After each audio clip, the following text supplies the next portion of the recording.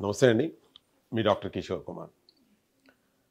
సహజంగా మార్కెట్‌లో మనందరూ కూడా న్యూట్రిషనిస్టులు, డైటీషియన్స్ వీళ్ళందరి దగ్గరికి మనం వెళ్తూ ఉంటాం. న్యాచురోథెరపీకి వెళ్తూ ఉంటాం. కాకపోతే మనం అర్థం చేసుకోవాల్సింది ఏంటంటే, ఏ డైటు బాగుంది? ఎవరి డైటు తీసుకుంటే ఎక్కువ రిజల్ట్ వస్తుంది? ఏ ప్రోడక్ట్ వాడితే బాగుంటుంది? అని దాని మీద ఎక్కువ ఆలోచిస్తూ ఉంటారు. అలాగే నాకు ఈ సమస్య ఉంది, ఎవరి దగ్గరికి వెళ్ళమంటారు అని అడిగేటటువంటి తత్వం మనుషుల్లో పెరిగిపోయింది. నేను అనుకున్నటువంటి సిద్ధాంతం ఏంటంటే, ఫస్టు అడగటం, వేరే వాళ్ళని అడగటం అనేటటువంటి దాన్ని ఆపేసి ఒక్కసారి మీరు మీతో మాట్లాడుకోవటం మొదలుపెట్టండి. మీతో మీరు ఎలా మాట్లాడుకోవాలి అనంటే, మీతో మీరు మాట్లాడుకోవటం మొదలుపెట్టిన రోజున మీకు వచ్చేటటువంటి అనారోగ్య సమస్యలు ఏవైతే ఉన్నాయో 40-50% వరకు సద్దుమణుగుతాయి.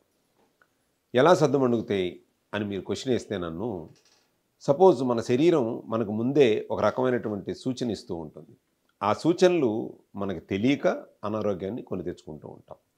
ఆ సూచనని మనం ఎప్పుడు అర్థం చేసుకోగలుగుతాము అనంటే, మనతో పాటు మనం ఒక 10 నిమిషాలు రోజు కూర్చోగలిగితే మనకు అర్థమవుతుంది. మనం కూర్చుంటున్నామా లేదా అనేటువంటిది చూసుకోవాలి. మనతో మనం మాట్లాడుకోవటం అంటే ఏంటి అనంటే, మన శరీరానికి కావలసినటువంటి పోషకాలు సక్రమంగా అందుతున్నాయా లేదా అన్నటువంటి విధానాన్ని అర్థం చేసుకోవటం. మనం డాక్టర్ దగ్గరికి వెళ్ళగానే డాక్టర్ గారు చెప్తా ఉంటారు. ఏమని, మీకు బీపీ ఎక్కువ ఉందండి, ఉప్పు తినడం తగ్గించండి అని అంటాడు. అసలు ఎంత తినాలా డాక్టర్ గారు? ఎప్పుడన్నా మనం క్వశ్చన్ వేసారా డాక్టర్ గారికి? అడగం. ఉప్పు తినొద్దన్నారు కాబట్టి తినటం మానేస్తాం. చాలా తగ్గిచ్చేసానండి ఉప్పు, బ్లడ్ ప్రెషర్ ఎక్కువ ఉందన్నారని అని అంట. అదే కాకుండా మనకు బ్లడ్ ప్రెషర్ ఉంటే ఆ సలహా ఇచ్చి ఉప్పు తగ్గించమని ఏమన్నా చెప్పి ఊరుకుంటారా?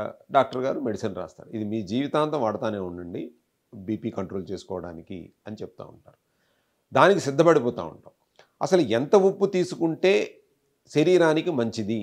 అసలు మోతాదు శరీరానికి ఏ మోతాదులో తీసుకుంటే శరీరానికి కావాలి అన్న విషయం మనకు తెలీదు. ఫస్టు మీతో మీరు మాట్లాడుకోవటం అనంటే నా ఉద్దేశం అదే.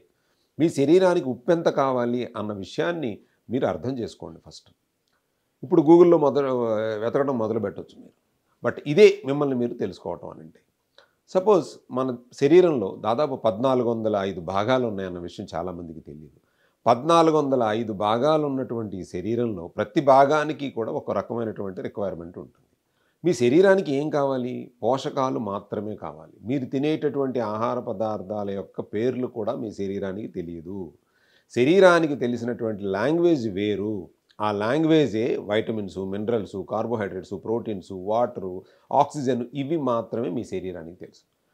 అలాంటప్పుడు మీ శరీరానికి మాత్రమే పరిచయమైనటువంటి వీటిని సమపాళల్లో అందిస్తేనే ఆరోగ్యం వస్తుంది. ఎవరో బాగా మంచి డైట్ ఇస్తున్నారని వాళ్ళ దగ్గరికి వెళ్ళటం అనేది కాదండి. అసలు మీ శరీరానిలో ఉన్నటువంటి శరీర భాగాల యొక్క డిమాండ్‌ని మీరు ఫుల్‌ఫిల్ చేస్తున్నారా లేదా అన్న విషయాన్ని మీరు అర్థం చేసుకోవాలి. అర్థం చేసుకుంటేనే ఆరోగ్యం వస్తుంది. ఈ అనారోగ్యాల సమస్యకి కారణం మొత్తం కూడా మీరు మిమ్మల్ని అర్థం చేసుకోకపోవటం. మీ శరీరానికి ఏం కావాలో అనే విషయాన్ని అర్థం చేసుకోకపోవటం. ఎప్పుడైతే మీ శరీరం యొక్క రిక్వైర్మెంట్స్ మీకు అర్థమైనయో, దానికి కావలసినటువంటి పోషకాలన్నీ కూడా సమపాళల్లో మీకు ఎప్పుడైతే అందిస్తున్నారో ఆరోగ్యంగా ఉండగలుగుతాం. మీరు ఏ అనారోగ్యమైనా తీసుకోండి. డాక్టర్ గారి దగ్గరికి వెళ్ళగానే బి12 డెఫిషియన్సీ ఉంది, విటమిన్ డి డెఫిషియన్సీ ఉంది, ప్రోటీన్ సరిపోవటం లేదు, కార్బోహైడ్రేట్స్ ఎక్కువ తింటున్నారు కాబట్టి మీకు డయాబెటీస్ వచ్చిందని చెప్తారు. అంటే మీ శరీరానికి కావలసినటువంటి పోషకాలు కావలసిన దానికంటే తక్కువ ఇవ్వటం వల్ల కానీ, లేదా అనవసరమైనటువంటివి ఎక్కువ మీ శరీరానికి ఇవ్వటం వల్ల కానీ ఈ అనారోగ్యం కలుగుతుంది అన్న విషయాన్ని మీరు గమనించండి. గమనించి మీతో మీరు మాట్లాడుకోవటం మొదలుపెట్టి మీ శరీరానికి ఏం కావాలన్న విషయాన్ని గనక మీరు తెలుసుకోగలిగితే మా ఇష్టా లైఫ్ ద్వారా, అదే ఆరోగ్యం, అదే ఇష్టా life. Thank you so much. మీ డాక్టర్ కిషోర్ కుమార్.